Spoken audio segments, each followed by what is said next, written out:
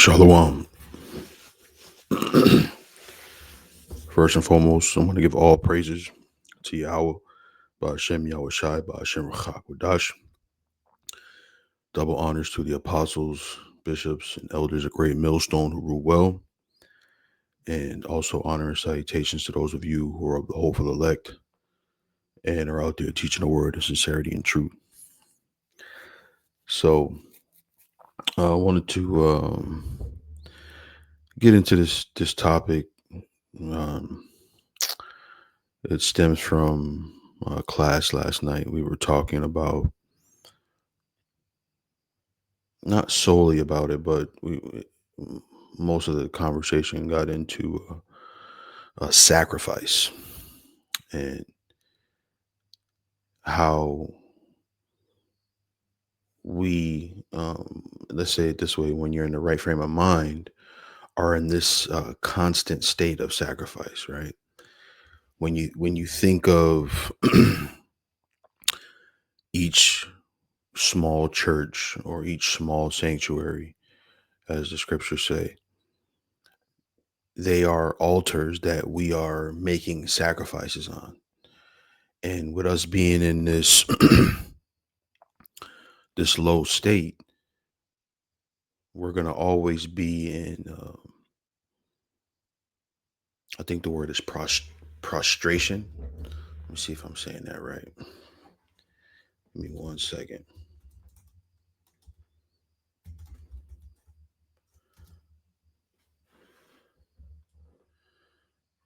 Yeah, prostration. The state of laying stretched out on the ground with one's face downward, extreme physical weakness or emotional exhaustion. Right. So that's the state you're in when you're praying, right? When you're down on your knees with your face downward, that is a position of supplication. That is a position of uh, let's say you are submitting to the will of the Heavenly Father, right? I always imagine when the Lord Yahweh Shai was praying. Matter of fact, let's do this.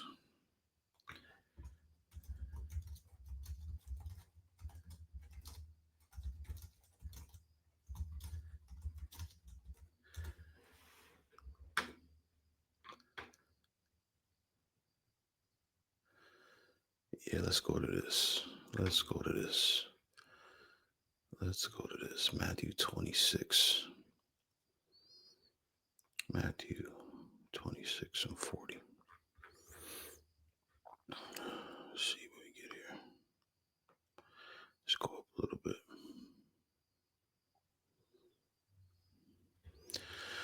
Let's start at 36 here. This is Matthew 26 and 36. It says,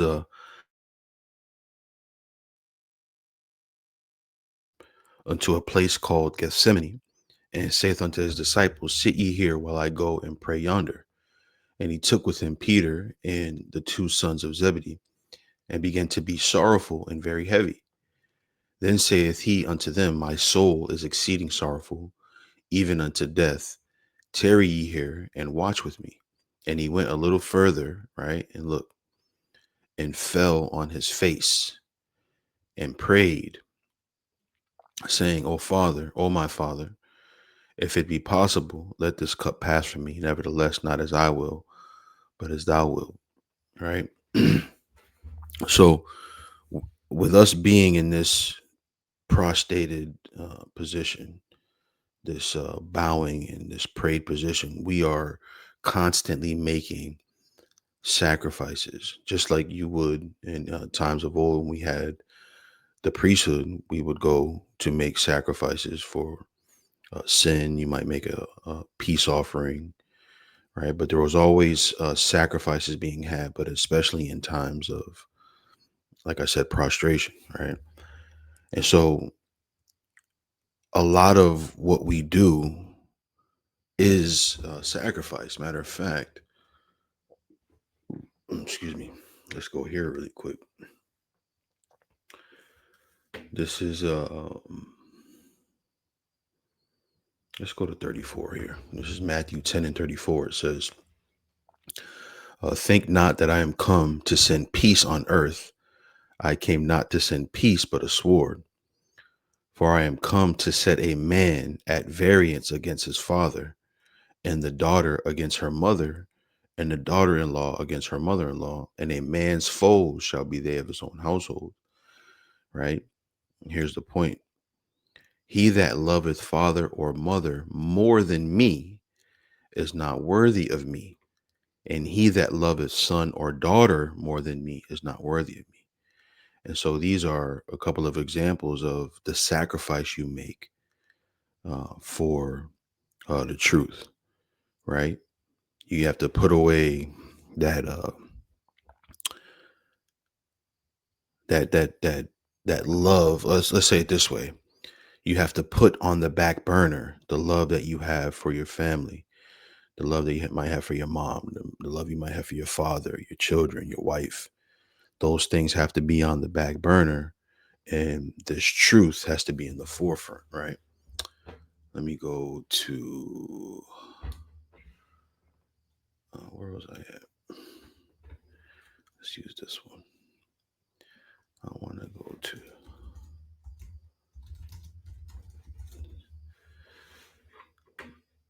Mhm.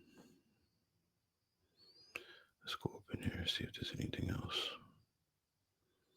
hmm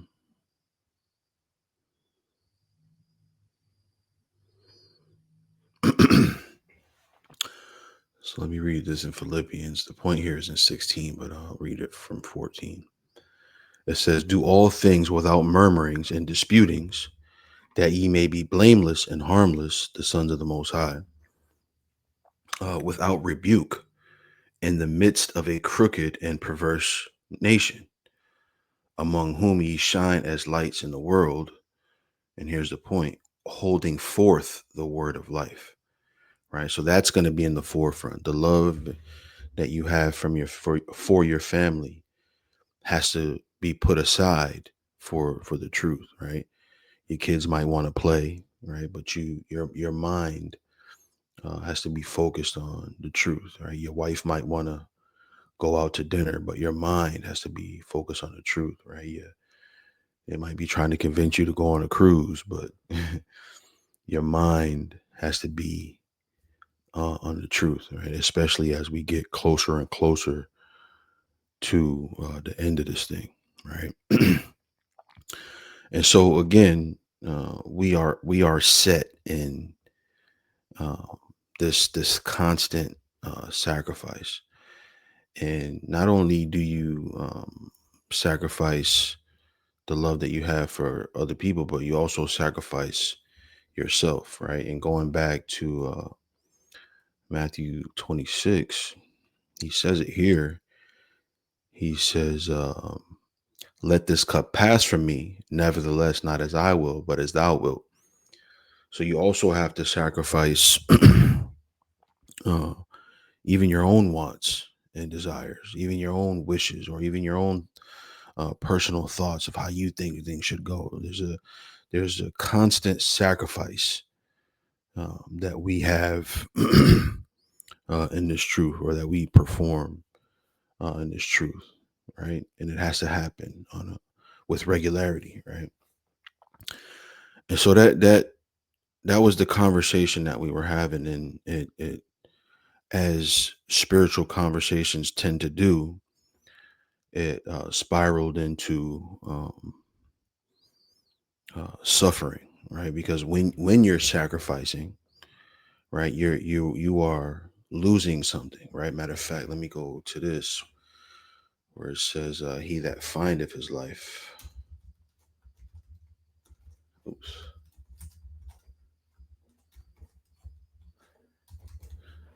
shall lose it."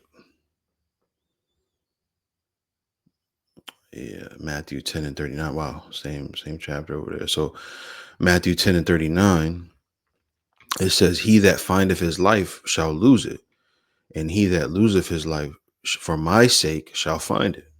Right. And again, that's that sacrifice, and that there's suffering in sacrifice, because you're losing, yeah, the things that you've come to know, the things that you've come to love, the comforts that you've come to get used to, right? You're losing all of those things, and so there's a suffering that goes on, and it reminded me of the scripture in First Peter, as we were talking about it last night. But I wanted to get into it again. Um, so let's start. Let's start here at verse 12. It says, 1 Peter 4 and 12, beloved, think it not strange concerning the fiery trial, which is to try you as though some strange thing happened to you, right? Let me see what that says in NLT.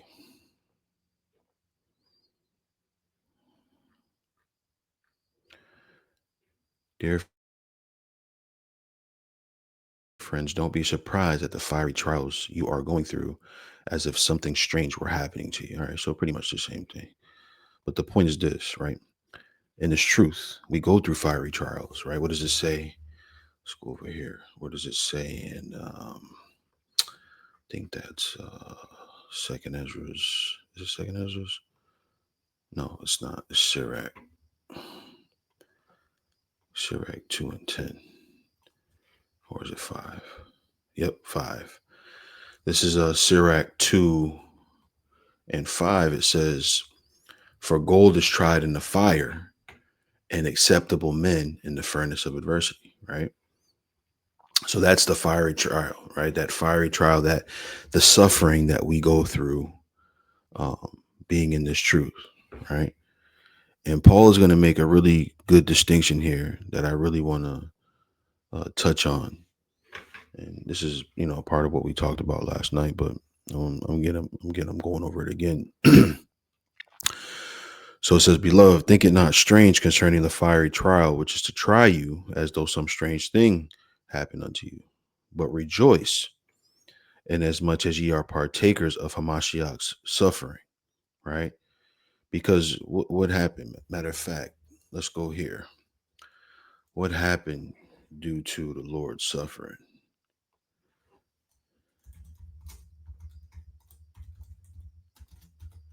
I think that's how it goes. Let's go to Google real quick.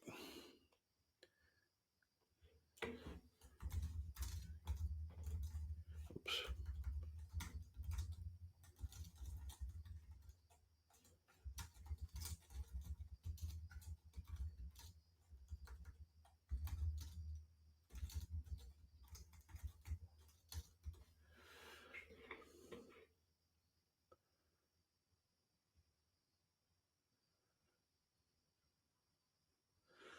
Let's try that.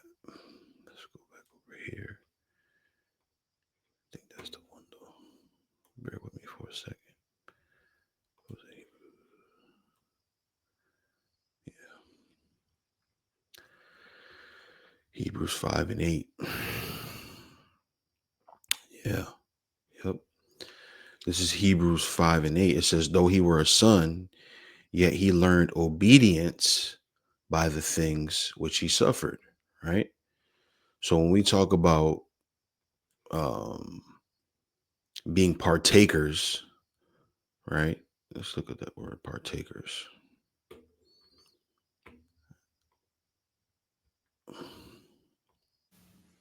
Strong's G 2841, koinoneo, koinoneo. Right. To come into communion or fellowship with, to become a sharer, be made a partner, to enter into fellowship, join oneself to an associate, make oneself a sharer or partner, right? So we are sharing in the tribulation. If we expect to be joint heirs, right? So we're also sharing in his suffering. He made the ultimate sacrifice in that he gave his life, right? So these small sacrifices in comparison to his are light, right? Like Elder Apostle Gabar always brought out and still does. This is our duty, right? This is what is our duty to do, right? Okay. So it says, but rejoice in as much as ye are partakers of Hamashiach's sufferings, that when his glory shall be revealed, ye may be glad also with exceeding joy. Right. So we want to be glorified along with him. Okay. So we also have to take part in those sufferings, right?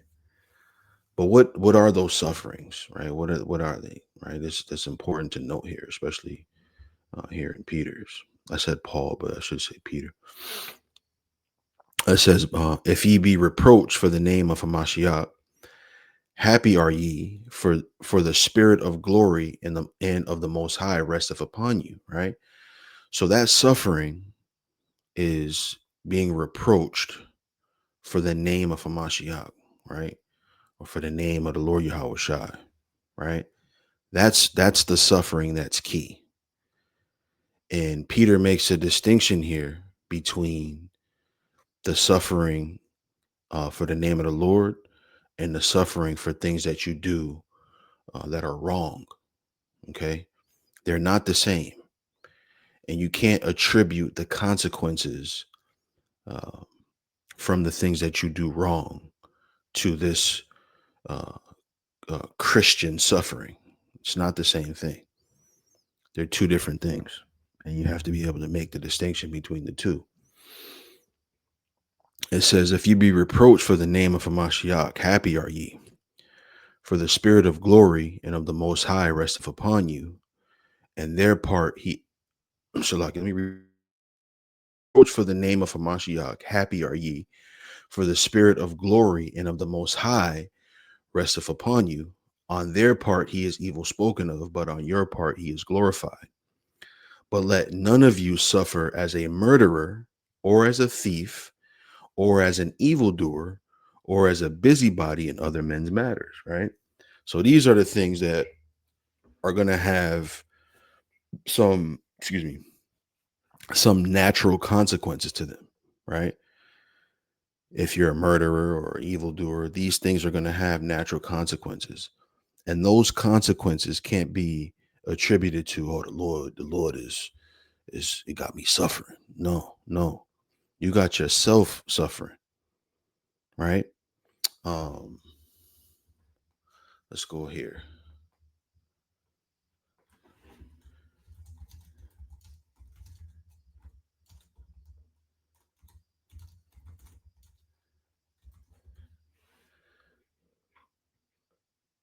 Hmm. Let's go here.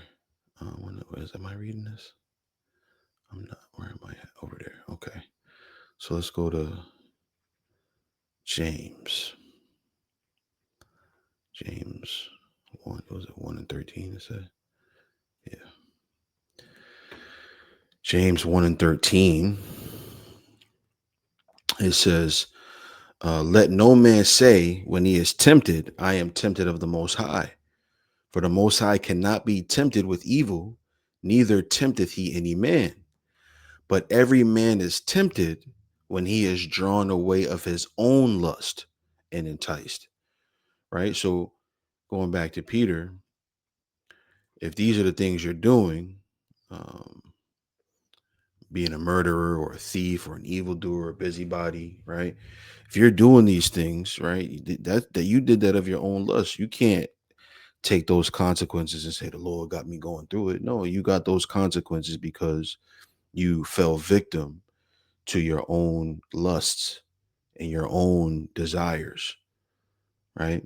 A lot of times, and I have to tell myself this, um, and if I'm counseling someone, I say this: you know what you're doing. You know, you in your mind, you know what you're doing, and you know why you're in the condition you're in, right?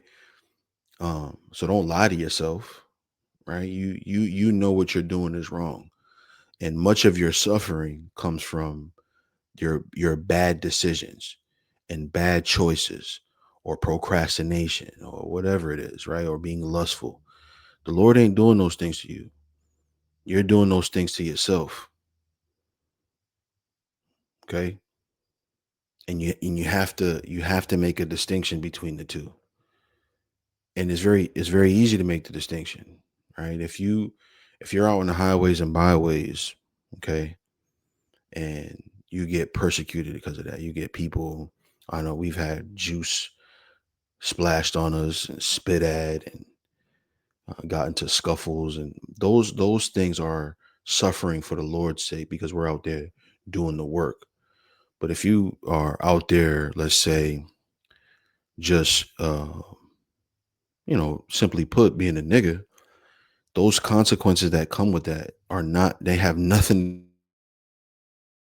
to do with the Lord, because the Lord can't be tempted by those things. Neither tempteth he any man, right? So the suffering is a Christian suffering, a holy suffering, the same suffering that the Lord Yahweh Shai was made to suffer. He suffered because of his ultimate commitment to what his task was. And there are also other men of the Lord who left that same example, like Daniel, Joseph, uh, and a litany of other men who suffered for the name of Yahweh Bashem Yahweh Shai, right? And so we have to have that same mindset and be prepared to suffer as well. And I know I keep talking about that quite a bit, but I'm going to continue to talk about it because that's the time we're in. We are approaching the hour of temptation, right? So in that hour of temptation, we're going to be made to suffer things, but make sure that if you have to endure some suffering, that it be because you were on the right side of the line, so to say. All right. So this is verse 16. It says, "Yet if any man suffer as a Christian, right, let him not be ashamed, but let him glorify the Most High on this behalf." Right. So we're not going to have anything to be ashamed of because the Lord was glorified for his sacrifice and his suffering. Okay. And so we don't have anything to be ashamed of in that matter, if we indeed suffer as Christians, right? Um, so let's read this. Touches on it a little bit more. This is Matthew 19 and 27. It says, "Then answered Peter and said unto him, Behold, we have forsaken all and followed thee. What shall we have therefore? And Yahweh Shai said unto them, Verily I say unto you, that ye which have followed me in the regeneration, when the Son of Man shall sit in the throne of his glory, ye also shall sit upon 12 thrones, judging the 12 tribes of Israel." Right? And so, um, what was Peter saying here? He said, Look, man, we gave away everything, right? We have forsaken all. So what are we gonna get? Right? And so the Lord told him, Look, if you follow me, right, lock, stock, and barrel, right, no questions asked, these are the things you're gonna get. Verse 29, "And everyone that forsaken houses or brethren or sisters or father or mother or wife or children or lands for my name's sake shall receive an hundredfold and shall inherit everlasting life." So those sacrifices are going to come with a reward. That suffering of loss is going to come with a reward, right? Let's see, what was this one? I read that one already. Um,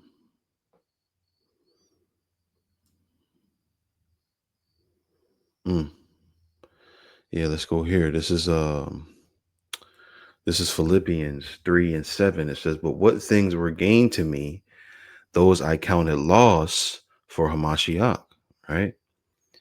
"Yea, doubtless, and I count all things but loss for the excellency of the knowledge of Hamashiach Yahushua my Lord, for whom I have suffered the loss of all things," right? "And do count them but dung, that I may win Hamashiach, and be found in him, not having mine own righteousness, which is of the law, but that which is through the faith of Hamashiach, the righteousness which is of the Most High by faith, that I may know him and the power of his resurrection and the fellowship of his sufferings." See? the fellowship of his sufferings, being made conformable unto his death, if by any means I might attain unto the resurrection of the dead. Not as though I had already attained, either were already perfect, but I follow after, if that I may apprehend that for which also I am apprehended of a Mashiach, Yahweh Shai. Yeah, I think I read this in the NLT last night. I'll read it again. Um, mm, this is, let me see.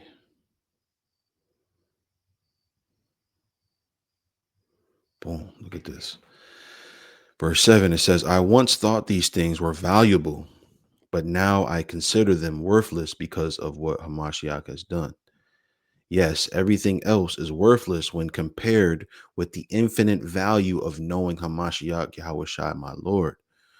For his sake, I have discarded everything else, counting it all as garbage so that I could gain Hamashiach and become one with him. I no longer count on my own righteousness through obeying the law. Rather, I become righteous through faith in Hamashiach. For the Most High's way of making us right with himself depends on faith. I want to know Hamashiach and experience the mighty power that raised him from the dead. I want to suffer with him, sharing in his death, so that one way or another I will experience the resurrection from the dead. I don't mean to say that I have already achieved these things or that I have already reached perfection, but I press on to possess that perfection for which Hamashiach Yahweh Shai first possessed me. No, dear brothers and sisters, I have not achieved it, but I focus, okay, on this one thing, forgetting the past and looking forward to what lies ahead. I press on to reach the end of the race and receive the heavenly prize for which the Most High through Hamashiach Yahweh Shai is calling us. See, and when you even when you're training for a race, right? What is that? That's sacrifice. That's suffering, right? And so it's just something that we covered in class. Big difference between suffering as a Christian and suffering as an evildoer, right? And that's it, man. That's really all I had. That's really all I had. The elder just put a show up too. So that's all I had. Hopefully that was edifying. We rounding the end of this thing, man. We rounding the end of this thing, and it's been a beautiful, beautiful for me personally. I'm a low man on the totem pole, if you will, and so these things fascinate me. The truth fascinates me. You know, to see the all the things that the Lord said would happen, all the things that we've been teaching all this time is now coming to pass, right? And so it's fascinating to me. So hopefully, um, you know, that was edifying. I want to give all praises to Yahweh Ba'ashem Yahweh Shai Ba'ashem Rachak Wadash. Double honors to the apostles, bishops, and elders of Great Millstone who rule well. Honor and salutations to the elect. With that, I say shalom.